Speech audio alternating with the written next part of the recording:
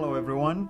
Welcome to another new series on our topic of political Islam. This is Fadi.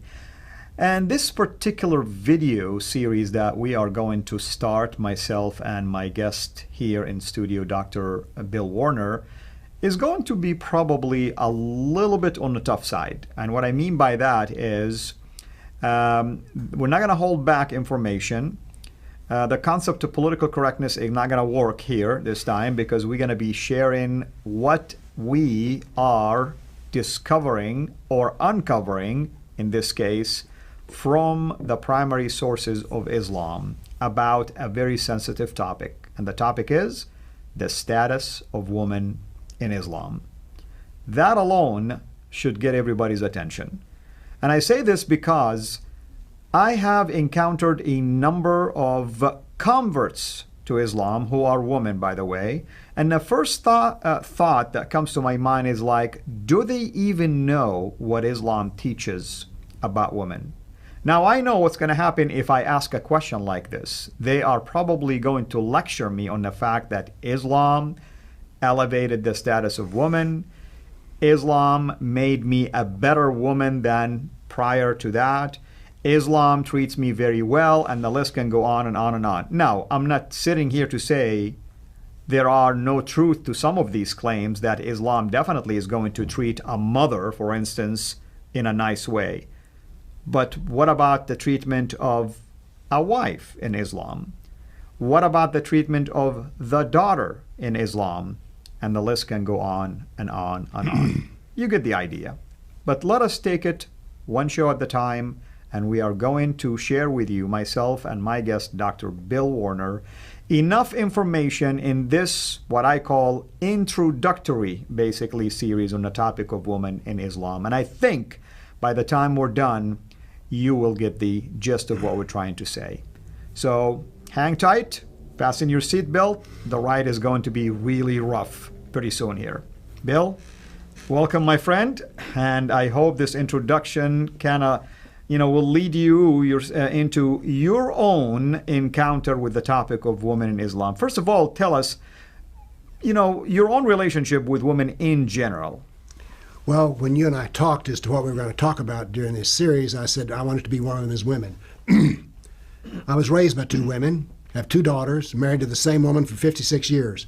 Excuse me. So as a result, I'm very sensitive to how women are treated. They've treated me well, and I can't stand their abuse. So when I started just reading Islam, one of the things that ran into my head was, it's like, first off, I noticed three different views of women. There's the view of the woman as a mother, in which she is elevated. There's the view of Judgment Day, in which they're equal on Judgment Day.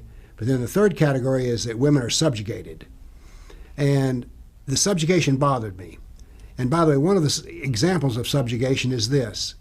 My wife nursed our children. And yet there's a verse in the Quran which says that I, as a male, am supposed to tell her how long the children should be nursed. I'm like, what?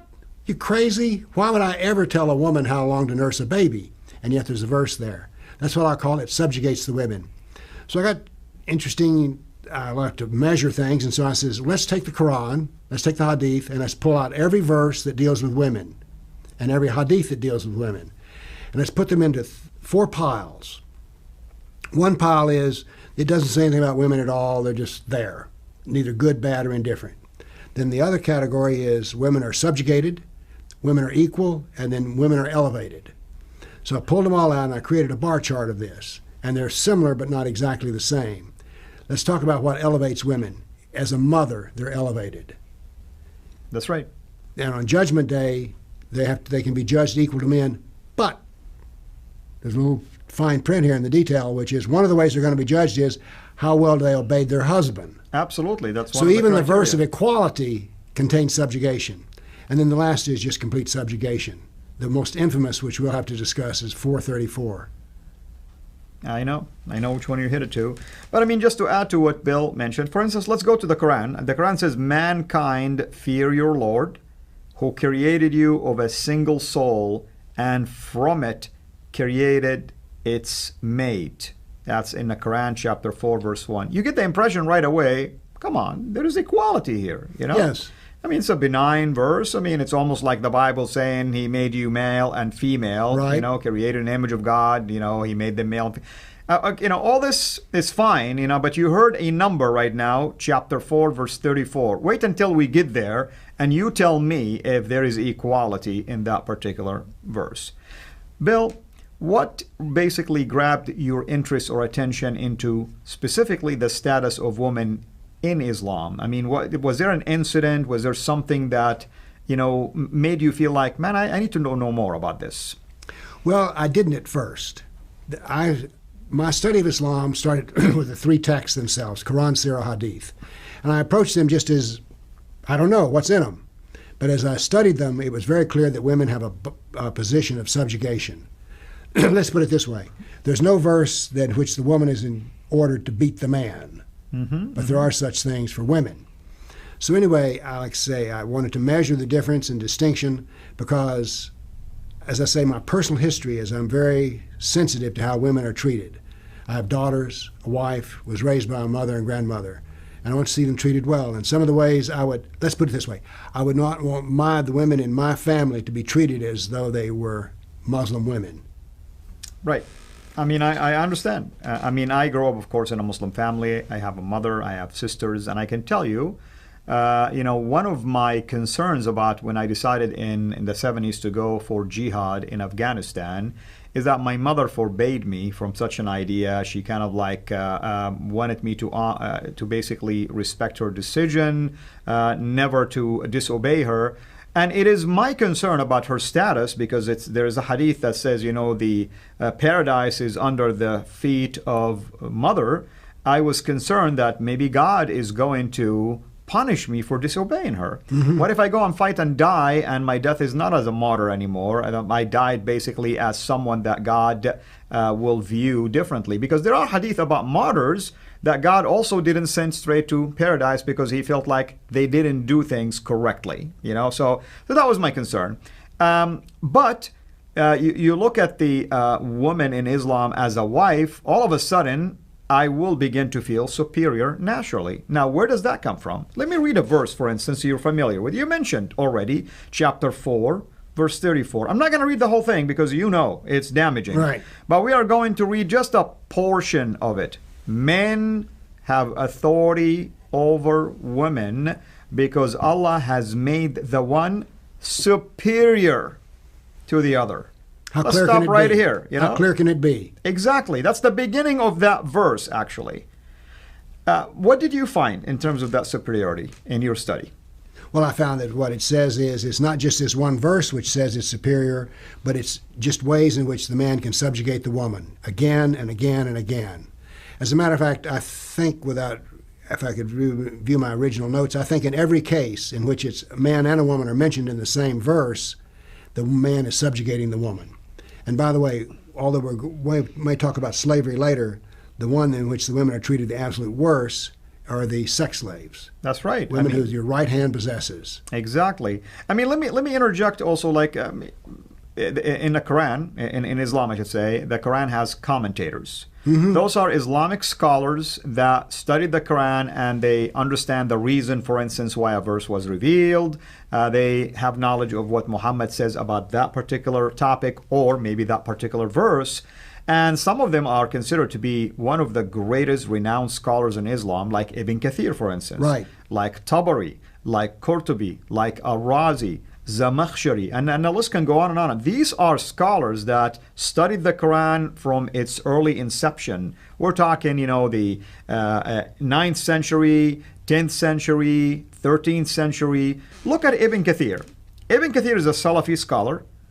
And, you know, I like what you said earlier. You told me, you know, if I want to be a Muslim, I'll be a Salafi. Yes. Why? Because the Salaf, just by their term, you know, by the name, meaning like the followers of Muhammad and his companions. In other words, you're saying that's the perfect model of 7th century Islam if you become a Salaf. Look at what the Salafi scholar Ibn Kathir, who is, by the way, the student of Ibn Taymiyyah. I mean, the name Ibn Taymiyyah is notorious when it comes to jihad and many other rulings concerning how to rebel against ungodly rulers and so on and so forth. Ibn Kathir, in his commentary about chapter 4, verse 34 of the Quran, said, men are superior to women, and man is better than woman. A man is better than a woman. Bill, how should a woman feel about something like this? Well, I'd be outraged, because most women have met a lot of men, and they don't draw from their conclusion that they're all better than them, as a matter of fact. So if I were a woman, I'd be outraged. Absolutely. I agree with you. You know, you have people like Razi, for instance, Zamakhshari, who, by the way, are not really that hardliner. In their commentary, for instance, on one of the chapters, chapter 4 of the Quran, by the way, is known as the chapter of women. Exactly. You know, so you want to learn a lot about women, just go there. Or there is chapter 65, the divorce one, also known as the miniature, woman chapter. You can go there and learn also about the treatment of women during divorce and other things. Look what these supposedly more moderate in their interpretation. They're saying the male's share is that of two female. Here it's talking about the inheritance. One of the ways that women in Islam, as you know, Bill, which we probably will talk about it in a little bit, that they are inferior to men, that if a father dies, notice I'm not saying parents, woman dies, I'm talking about father. If the father dies and you have one son and one daughter, I'm simplifying it right now, guess who gets the bulk of the share of that inheritance? The man. That's twice as much of his sister. Mm-hmm. So in his comment about that, this is what he says. The reason why God ordained it this way, Allah ordained it this way, he says, because man is more perfect than the woman in creation. That's interesting. How clear can it be? I mean, we keep coming back to this because sometimes people say, well, it all depends on how you interpret it. No matter how you interpret it, it comes out with a man on top. Absolutely. And, you travel a lot, and you've been involved with the study of Islam, and your own ministry is called the Center for Political Islam.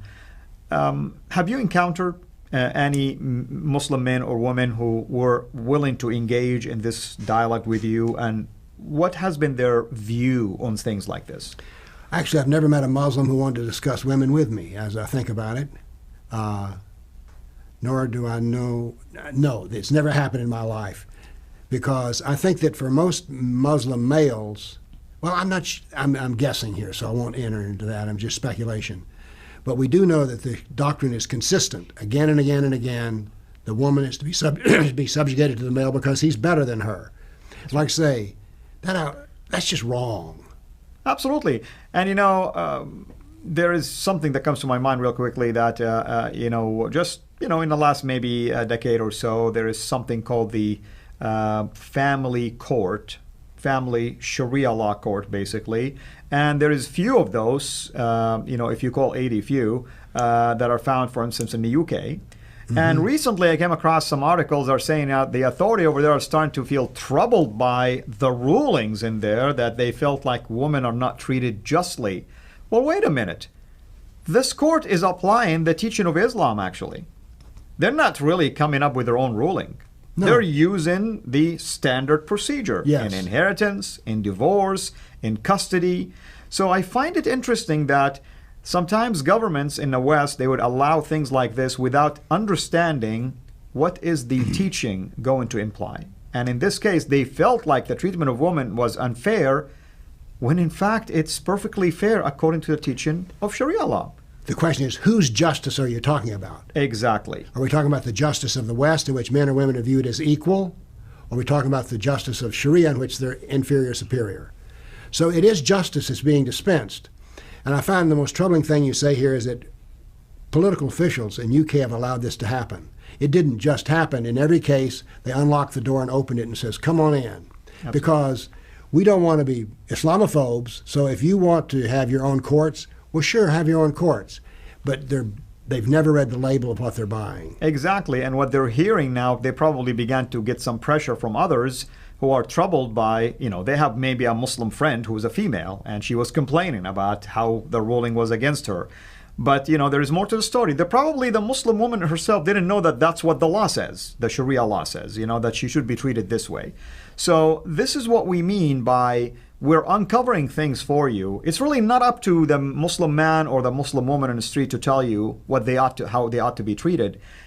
The judges of Sharia law or Sharia court decide based on the primary sources. Mm-hmm. That's the Quran, that's the Hadith, and the interpretation of those. And those don't change. Exactly. So one of the things about Islamic justice is what was just in the year 632 is just today. You consider it timeless, basically. Exactly. As a matter of fact, I heard one comic say that Islam is a time machine which creates the force of putting all civilizations into the year 632. It is.